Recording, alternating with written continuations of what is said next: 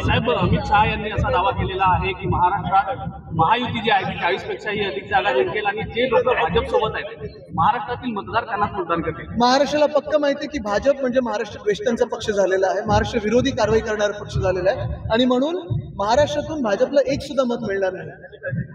चित्रा वाघ यांनी असा आरोप केलाय की उद्धव ठाकरे यांनी आपल्या जाहिरातीत फॉन्ट्सचा वापर. मला वाटतं मी त्यांना काही उत्तर देणार नाही, पण भाजपने पहिलं ते प्रज्वल रेवन्नावर बोलावं, ज्यांच्यासाठी त्यांच्या सर्वोच्च नेत्यांनी येऊन प्रचार केला, त्यांना निवडणूक जिंकवण्याचा प्रयत्न चालू आहे तिथे आणि आता पळून गेले. भाजपने कुठेही अडवण्याचा प्रयत्न केला नाही केंद्र सरकार हातात असून.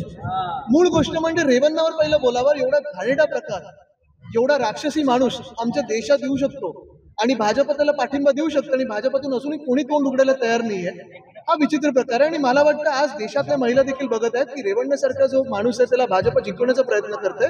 भाजपच्या राज्यात महिला सुरक्षित नाहीये. पालघर लोकसभा विधानसभा खरं तर शिवसेनेचा बालेकिल्ला समजला जातोय.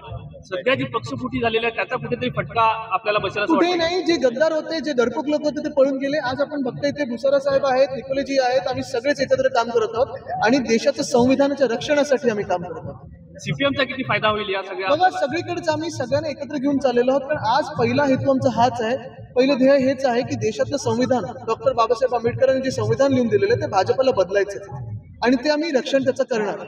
लोकशाही संपवायची भाजपला, ते आम्ही लोकशाही वाचवणार. सर महायुतीचा उमेदवार अजूनही पालघरमध्ये निश्चित नाही, काय अजूनही त्यांचं थोडं ठरवतात ईडी आयटी सीबीआय मधून कोण उमेदवार द्यायचा.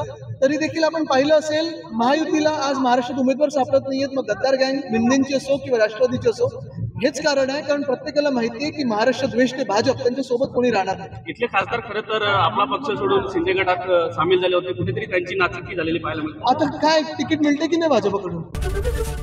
एबीपी माझा, उघडा डोळे बघा नीट.